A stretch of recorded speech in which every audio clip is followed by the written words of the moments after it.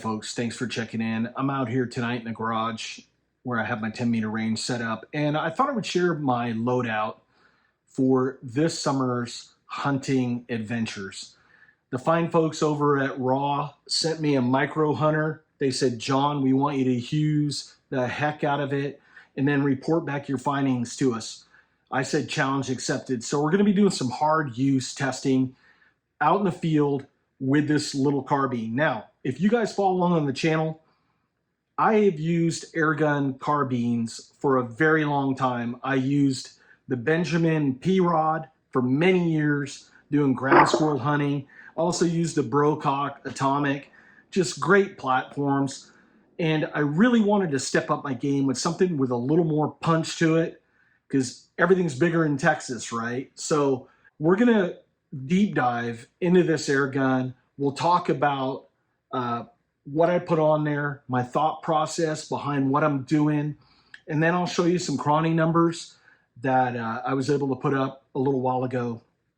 And then we're just going to get out there later on in the coming weeks and months and just use the heck out of this air gun and have fun. So come along.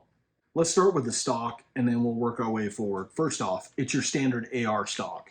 And what I like about this is that it has an adjustable comb so you can raise it up so you can index it off that cheekbone. That way, when you pull it up, you can index every time and be right on the X. That's what's nice about it. And then you have a lot of different choices. You can telescope it. It has that AR buffer tube. There's one upgrade that I'm going to do. I'm going to put a folding stock hinge on this. That's going to be coming soon.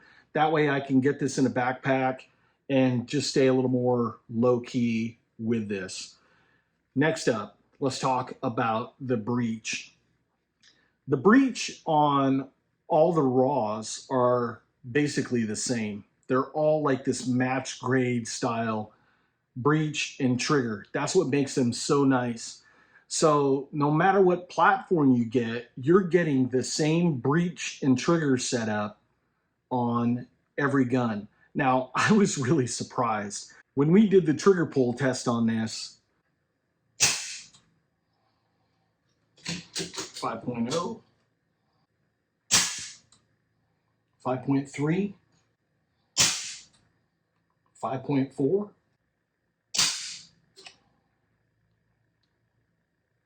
5.3. When we did the trigger pull test on this, I was looking at half a pound, like less than half a pound, 5.6 ounces, sometimes 6 ounces. That's just crazy. And that's what's going to help me when I'm up there, I'm indexing and I'm staying on the X. Let's talk about optics. You're only limited by your imagination on what optics that you want to put on your air guns. I chose a DNT Zulus and I chose a 3x12. And a lot of people are probably wondering, why would you choose a 3x12 over the 5x20, I think, that they have? Well, it's real simple. I'm shooting a carbine. I'm not shooting past 60 yards. I don't really need to push out and be able to see something at 100 plus with this system. What I like about having the lower magnification is that it's not so shaky when I'm holding it offhand, and I'm able to record with this. That way I can record my hunts, share them with you guys, and to be able to have usable footage.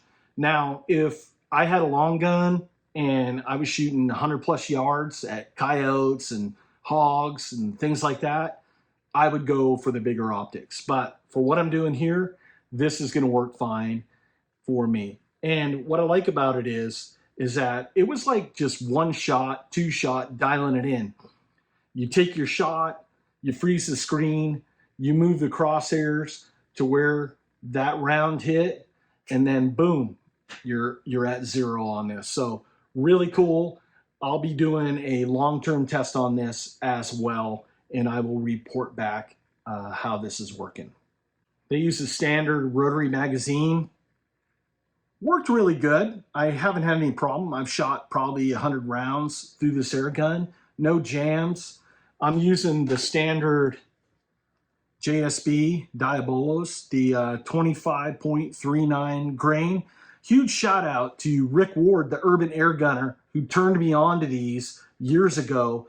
And it's surprisingly how well these worked in a lot of air guns. They just work, and they work really great. Now, the good folks over at AIRSTRYK, Taylor, he suggested that I try these out when I'm hunting. So I'm gonna do some groups with these, not on this video, but we'll do some deep dive testing later on to see how these perform at 25, 30, 35 yards and such.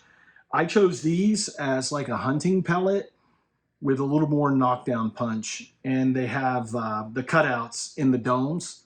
So hopefully I get a little more spread and be able to humanely dispatch whatever I'm hunting. We're gonna send a mag downrange. This is my indoor 10-meter range. I'm just dialing everything in. Once I get everything dialed in, then we will take it later on outside for probably around 35 yards is my sweet spot I like with carbines.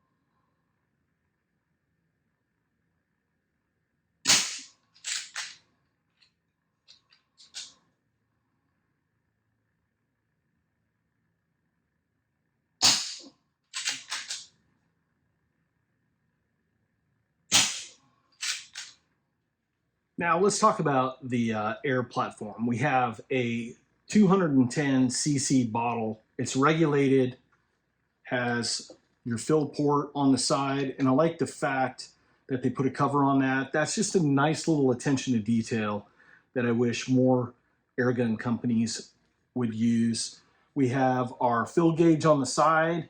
It goes up to 200 bar, which is around 3,000 PSI.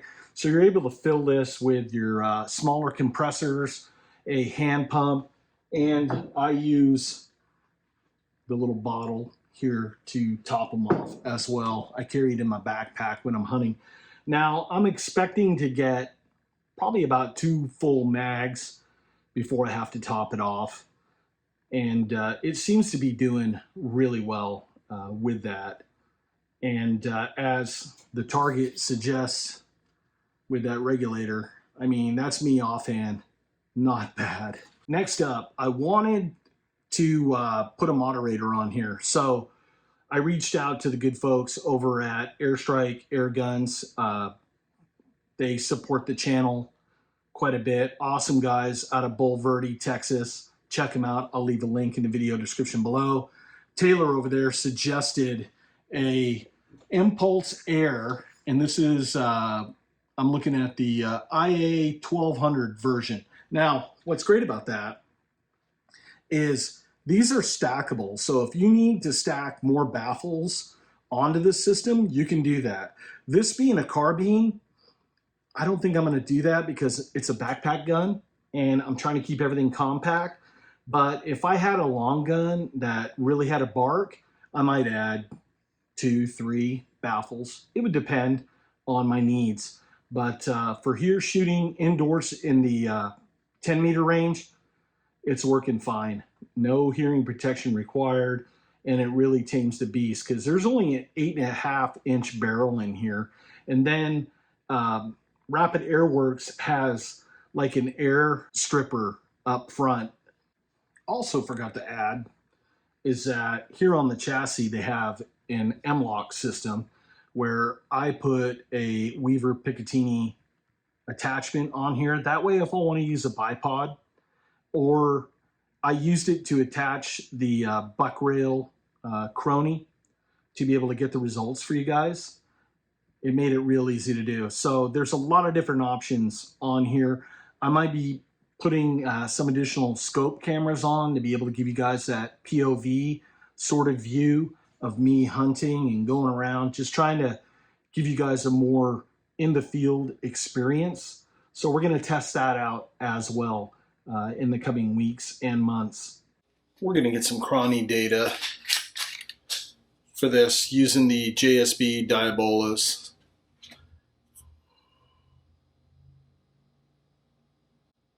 $739, 31. $736, 31. $739, 31. $737, 31. $735, 30. $739, 31. $736, 31. $736, 31. $738, 31. $719, 29. $732, 30.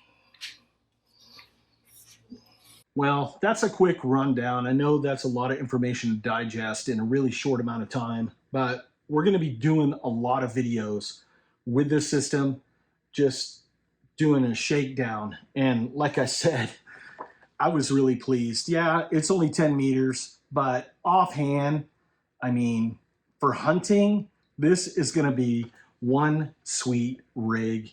So I want to thank the folks over there at Raw for helping to sponsor these videos, and the fine folks over at AIRSTRYK Airguns. Check them out. I'll leave links to both in a video description down below. Folks, I thank you so much for watching. As always, get out and use your gear, and I'll see you on the next video.